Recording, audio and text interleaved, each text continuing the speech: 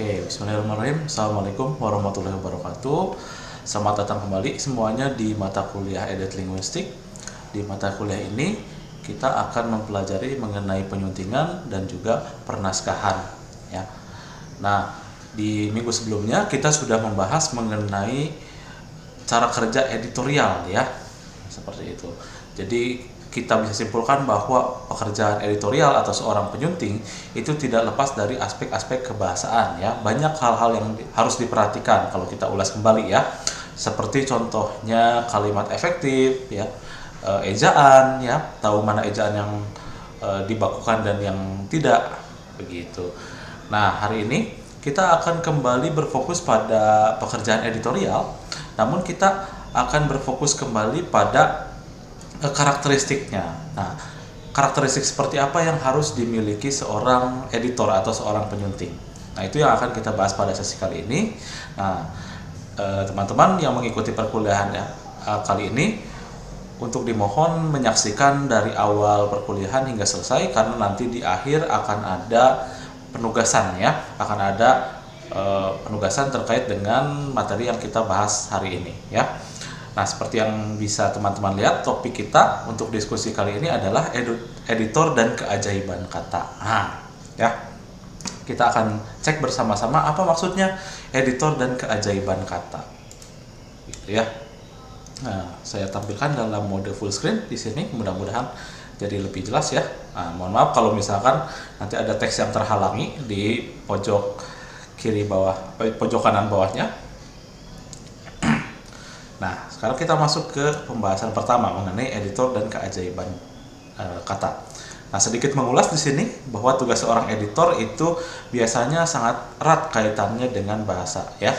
Nah, mudah-mudahan dari penjelasan minggu kemarin juga teman-teman setuju. Oh, ternyata banyak aspek kebahasaan yang harus diperhatikan ketika kita sedang menyunting ya, gitu. Nah, ketika menyunting kita akan membaca ya. Nah, membaca dengan sangat teliti, dicari mana yang tidak sesuai dengan kaidah kebahasaan ya. Nah, khususnya dalam bahasa Indonesia. Nah, sekali lagi teman-teman ya, editor ini tidak hanya berfokus di bahasa Indonesia, tetapi di bahasa-bahasa lain juga ada ya yang namanya penyunting itu, dan harus paham dengan bahasa tujuannya, yang bahasa yang sedang kita baca gitu. Orang Indonesia bisa saja menjadi editor bahasa Inggris ya, apabila memahami kaidah-kaidah dan tata kalimat yang berlaku di sana ya. Nah, tapi untuk kali ini kita fokuskan saja ke dalam bahasa Indonesia ya, teman-teman. Tentu saja kaitannya erat dengan bahasa ya, dari segi dari segi tata kalimat kita harus paham, kemudian dari segi perubahan kata, apakah itu baku atau tidak gitu, atau itu ketika kita baca ya, naskah ketika kita baca itu logis atau tidak ya. Biasanya dari paragraf ke paragraf, kemudian ke kalimat maupun ke kata, hubungan kata per kata, dan lebih kecil lagi hubungan antara morfem dan morfem atau pembentukan kata ya, seperti itu. Jadi itu tugas editor itu harus sangat teliti ya, jika kita lihat dari karakteristiknya yang betul berkaitan dengan bahasa seperti itu ya. Nah, kemudian tugas utamanya adalah memperbaiki dan mengoreksi kesalahan, kekurangan atau kelebihan tulisan dari para penulis atau pengarang. Nah, kalau memperbaiki mungkin sudah kita coba lakukan ya kemarin, contohnya Imbu Handi ya, yang sering terjadi kesalahan itu Imbu Handi kata kerja ya, kata kerja pasif, dan bukan Imbu Handi ya, atau merupakan preposisi yang menunjukkan tempat. Nah, itu salah satu contohnya kita perbaiki kadang-kadang ya. Itu ketika terjadi kesalahan. Dijual itu kan harusnya disatukan bukan dipisah. Di Bandung itu juga dipisah bukan disatukan gitu. Nah, hal-hal seperti itulah yang harus diketahui ya, tata kalimat dan kaidah kebahasaan gitu ya. Kemudian apabila ada kekurangan, nah ini biasanya dari segi sintaksis atau dari segi kalimat. Biasanya kita punya struktur kalimat bahasa Indonesia itu SPOK ya, teman-teman, kalau lengkapnya. Tapi ada kalimat yang SP saja mungkin ya. Nah, itu sudah cukup sebetulnya. Nah, tetapi ya, yang dimaksud kekurangan di sini adalah kekurangan kata peran katanya. Nah, misalkan kadang-kadang kalau dalam naskah mentah itu kadang-kadang ditemukan kalimat yang tidak ada subjeknya. Nah, itu kan secara kaidah itu tidak dibenarkan kalau tidak ada subjeknya. Karena apa? Karena nanti akan membingungkan. Ya, sebetulnya ini yang melakukan perbuatannya siapa? Ya. Misalkan hanya ada predikatnya saja. Karena cenderung predikat itu kan berisi verba atau kata kerja. Begitu ya. Ya, selain mengoreksi kesalahan, kekurangan atau kelebihan tulisan, ya. Nah, kelebihan tulisan itu bukan berarti yang lengkap itu. Yang lengkap kita potong dengan seenaknya, enggak, ya. Kelebihan tulisan itu berarti kita mengacu pada efektivitas dari kalimatnya, ya. Nah, contoh ada kelebihan kata ini. Para hadirin, nah itu kan kelebihan, ya. Mau para hadirin atau hadirin. Nah, antara pilihannya seperti itu. Gitu. Atau agar supaya, ya. Nah, agar supaya itu kan maknanya sama, makna katanya sama. Nah, kita bisa pilih salah satu saja. Gitu ya, itu biasanya terpengaruh dari bahasa lisan kita lalu ketika dalam konteks menulis yaitu terbawa gitu. Padahal bahasa lisan dan bahasa tulisan itu punya karakteristik yang berbeda. Di mana tulisan seharusnya lebih efektif lagi gitu kita penyampaiannya, atau bisa lebih lugas nanti istilahnya tuh, ya. Bisa lebih lugas tuh bisa lebih to the point atau straight, ya, to the point. Dari para penulis dan pengarang, ya. Nah, ini ada dua istilah yang terkadang kita juga sering tertukar, ya. Penulis dan pengarang, apa bedanya sih, Pak? Nah, kalau penulis itu lebih cenderung ke mereka-mereka yang biasanya itu menulis karya yang sifatnya non fiksi atau buku yang ilmiah, ya, buku yang ilmiah atau berdasarkan kejadian nyata. Nah, sementara pengarang itu sebutan untuk mereka yang menulis atau berkarya, ya, berkarya dengan imajinasi mereka, ya, untuk memunculkan sesuatu yang baru, begitu, ya. Nah, kemudian seorang editor dituntut memiliki keahlian berbahasa yang baik, tekun, kerja keras, kerja cerdas, teliti, sabar dan ulet. Wah, ini karakteristiknya ternyata yang diharapkan itu banyak sekali, ya, teman-teman. Ya memang seperti itu sejatinya, karena kita punya naskah, ya. Punya naskah itu di dalamnya itu ada berjuta-juta kata, ya. Naskah buku khususnya itu ada berjuta-juta kata yang harus kita periksa, ya. Sebagai editor itu kita periksa apakah letaknya sudah sesuai di sana, begitu, ya, atau urutannya sudah sesuai, ya, dari titik ke titik atau dari kalimat ke kalimat. Nah, itu yang biasanya kita perhatikan sebagai editor. Nah, maka dari itu, ya, kenapa dibutuhkan ketekunan, kerja keras, ya, karena kerjanya banyak, karena kerjanya juga harus teliti, ya, harus tekun dan cerdas, begitu, ya. Artinya memanfaatkan pengetahuan kebahasaannya dengan baik kalau kerja cerdas itu dalam hal ini. Sabar, tentu saja harus sabar, ya, karena bukan yang sekali duduk seperti membaca cerpen itu beres sekali duduk, ya, tidak. Ya, kadang kita harus memeriksa berulang-ulang, ya, untuk menghasilkan satu naskah yang baik, ya. Jadi tujuannya itu, editor itu menghasilkan satu naskah yang baik dari segi kebahasaan maupun dari segi komunikasinya, ya. Nah, barusan kita sudah melihat di judul bahwa ada kata keajaiban kata, ya, editor dan keajaiban kata. Ya, keajaibannya berasal dari mana? Berasal dari sini, dari seninya, ya. Seni mengolah kata sehingga tulisan yang dihasilkan itu menghasilkan sebuah efek atau sebuah dampak, gitu. Jadi tulisannya diharapkan bisa berinteraksi dengan kita, ya, berinteraksi dengan tulisan, gitu, bagi para pembacanya. Ya, jadi itu seninya. Nah, seninya ini ada dua yang harus dimiliki seorang editor, gitu. Manakala menerima sebuah naskah yang memang masih perlu banyak penyesuaian, gitu. Nah, kerja cerdas barusan sudah kita bahas, ya, itu adalah salah satu karakteristik dari editor. Nah, tapi cerdas itu dibagi menjadi dua, ya, manakala editor bertugas. Nah, ada kecerdasan intelektual dan kecerdasan emosional yang nantinya digunakan, gitu. Nah, nanti untuk lebih lengkapnya apa kecerdasan intelektual itu, kita mulai dari situ dulu, ya. Jadi seorang editor ini harus mampu mengolah kata-kata dengan cermat dan benar, ya.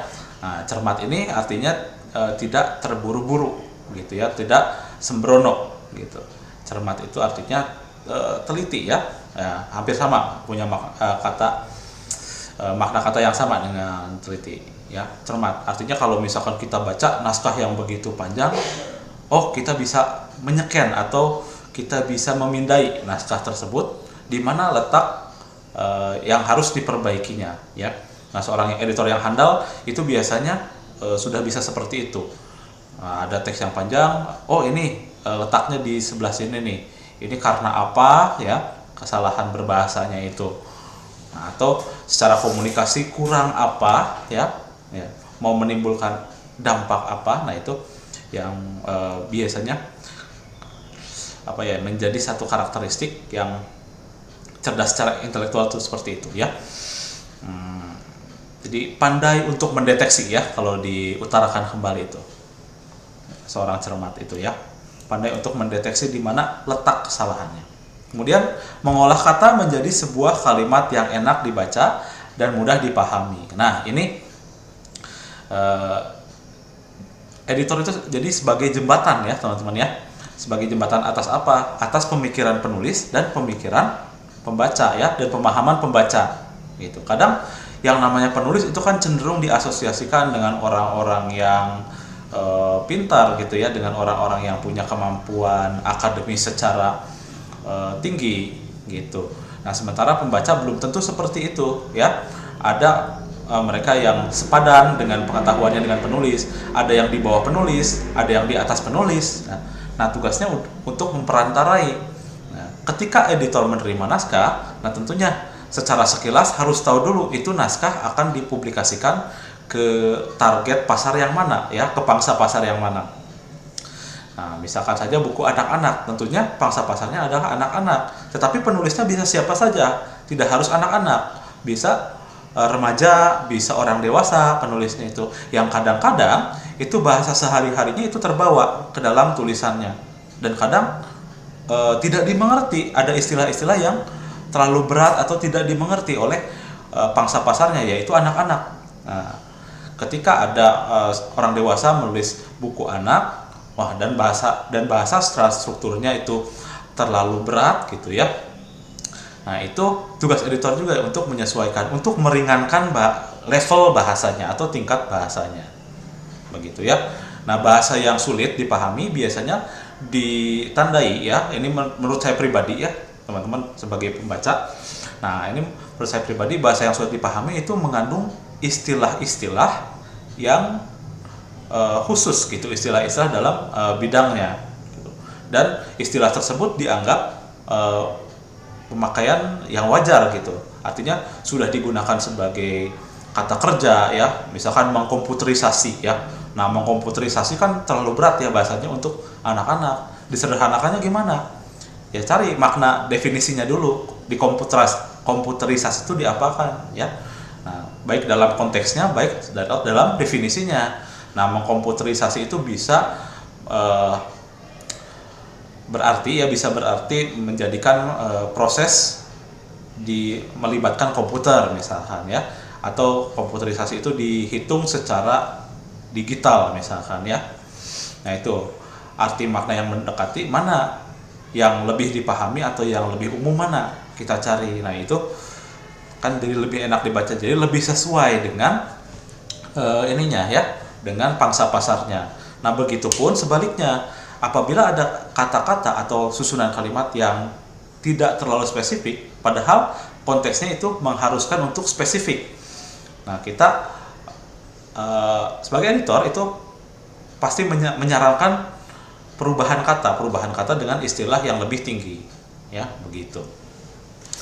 Jadi editor mungkin paham gitu pangsa pasarnya seperti apa. Jadi menjadi editor juga banyak baca ya tugasnya, bukan banyak menyunting saja. Nah, banyak baca artinya untuk apa? Untuk membuat ini ya, untuk membuat sebuah pola di pikiran kita itu untuk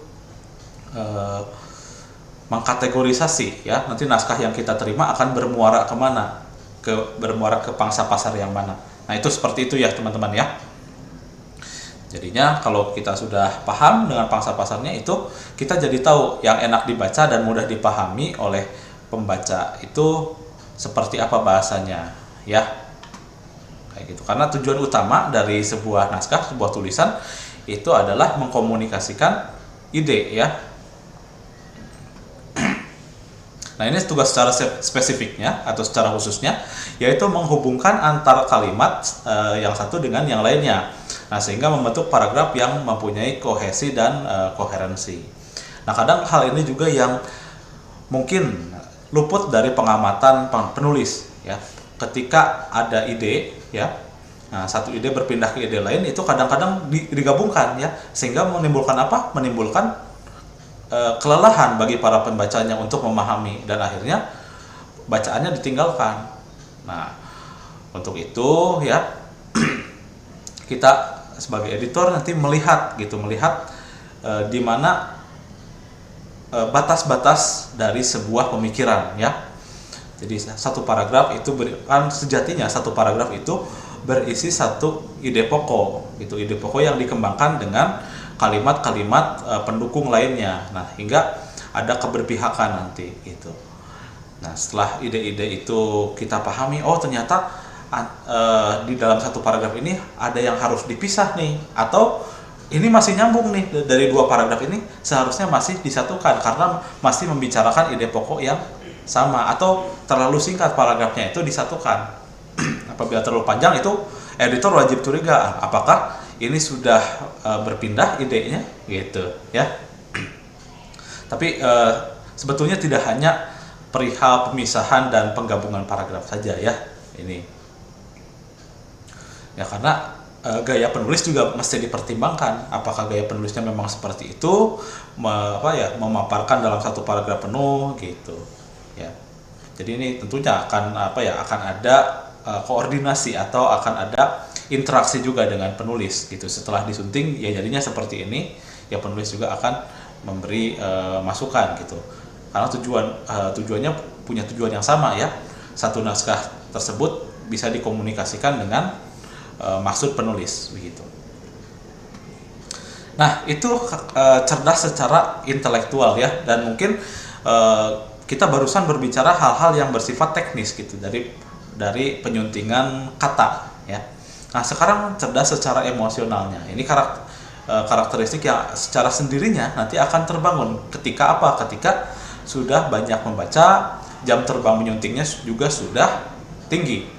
Nah, itu tentunya akan terbentuk secara sendirinya, ya. Jadi cara melatih kecerdasan emosionalnya gimana? Nah, tidak ada teknik khusus kecuali kita banyak terlibat dalam pembacaan, ya, banyak terlibat dalam pembacaan, banyak terlibat juga dalam penyuntingan ataupun kepenulisan sendiri, gitu, ya. Jadi tahu kalau kita menulis, oh yang biasanya salah saya di bagian ini nih, gitu, ya. Misalkan seseorang itu punya karakteristik beda-beda ketika menulis, ya. Ada yang mulai dengan hal umum ke khusus atau yang khusus ke umum, gitu, tergantung dengan kebutuhannya biasanya. Nah, secara emosional itu punya kemampuan komunikasi yang baik. Itu ciri pertamanya, ya. Di poin pertama A, berkomunikasi yang baik artinya bisa, yang barusan, ya, bisa menghidupkan seolah-olah teks itu punya interaksi dengan kita. Nah, bukan hanya paparan, ya, tetapi juga punya komunikasi. Oh, kalau misalkan pembaca itu diberi komunikasi kan lebih enak, ya, daripada membaca teks yang terasa mati, begitu. Ya. Yang komunikatif yang apa? Yang bisa dipahami. Kalau bahasanya tidak bisa dipahami, itu tentu saja tidak komunikatif, ya. Hanya satu pihak yang mengerti bahasanya. Kemudian mampu menata emosi dalam setiap tekanan, ya. Nah, ini kalau dalam ranah naskah, ya, naskah tulisan atau naskah teks itu sebetulnya punya emosi ketika dibaca, ya, karena ketika komunikasi kita tuh mengharapkan impact atau mengharapkan dampak apa dari seorang pembaca. Apakah pembacanya akan diprovokasi, ya, terbawa oleh kita, apakah pembacanya akan diajak senang, apakah pembacanya akan diajak sedih, itu bisa saja terjadi, ya. misalkan diajak sedih itu di karya-karya fiksi gitu, dengan diceritakannya sebuah kisah sedih bisa ya, dan tentunya harus bisa ditata dengan baik gitu, harus bisa berproses gitu ya, harus bisa dirasakan juga naskahnya gitu. Nah itu yang dimaksud menata emosi ya dalam setiap tekanan itu. Kemudian selalu menemukan jalan keluar dari setiap permasalahan itu tentu saja ya, karena biasanya buku atau yang masih berbentuk naskah pun itu sejatinya memberi informasi ya. Nah informasi itu digunakan untuk menjadi sesuatu yang baru ya terhadap pengetahuan pembaca.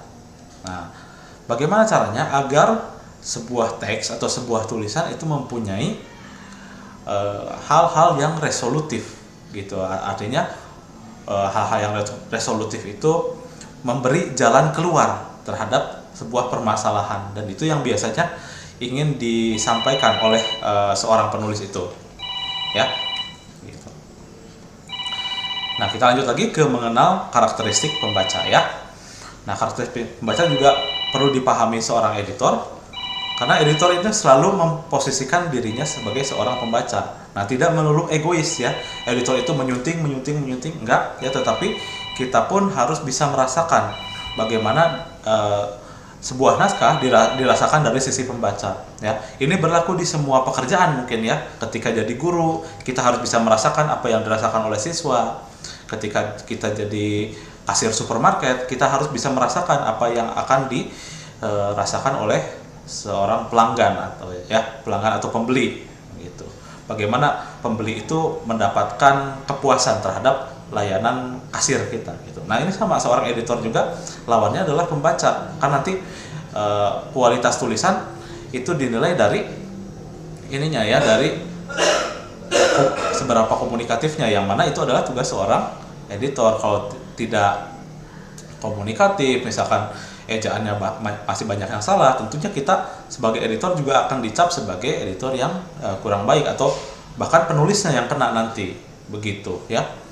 Nah karena setelah penulis menyerahkan naskah ke penerbit itu kesalahan berbahasa atau kekomunikatifan bahasa itu ada di tangan editor nantinya ya. Nah seperti yang barusan dibilang juga, tidak egois tuh ya, tidak egois dan merasa bahwa hasil suntingannya terbaik dan paling benar ya. Nah jadi ketika selesai menyunting itu bukan berarti wah naskahnya udah kita bagusin nih, udah kita kasih penyempurnaan.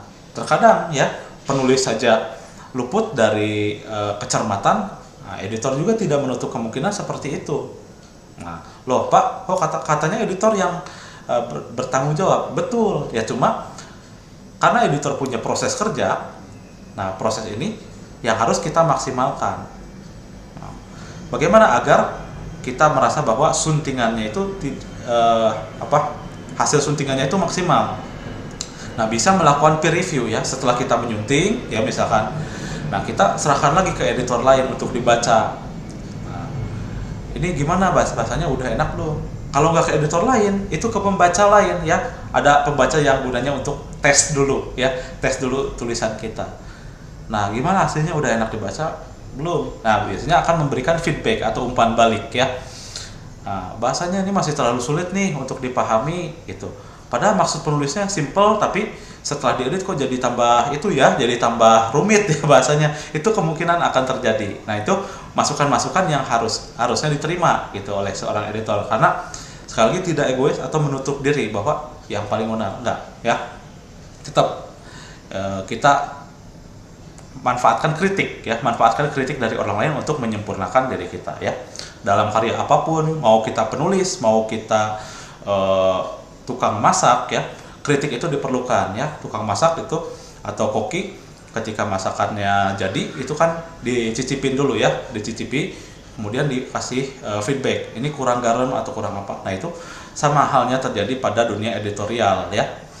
Nah, yang mana itu akan meningkatkan kualitas suntingan kita gitu kalau bisa jadi editor. Nah, ini mungkin mengulang saja dari yang tadi.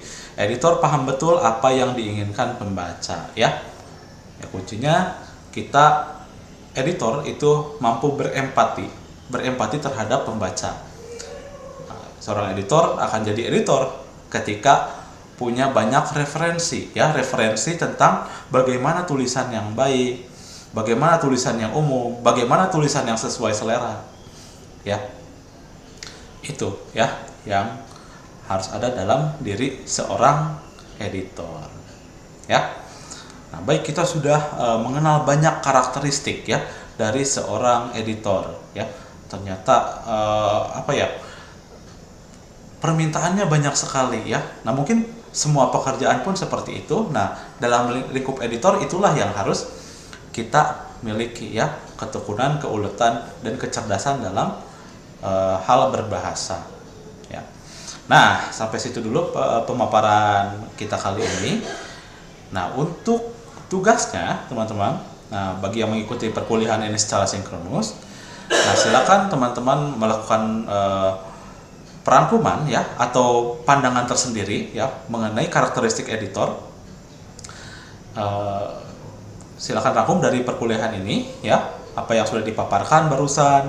Nah, teman-teman silakan tulis di kolom komentar lengkap beserta NIM dan namanya, ya, apa yang dipahami oleh teman-teman, ya. Jangan ambil dari bahasa ini lagi, coba kembali dibahasakan oleh teman-teman, karena itu yang perlu dilatih, ya, teman-teman. Karena itu pun yang jadi salah satu keahlian berbahasa. Ketika orang lain mengkomunikasikan dalam bentuk yang kompleks, nah, kita bisa nggak menjelaskan lagi dalam bahasa yang lebih dimengerti. Nah, begitu biasanya teman-teman, ya.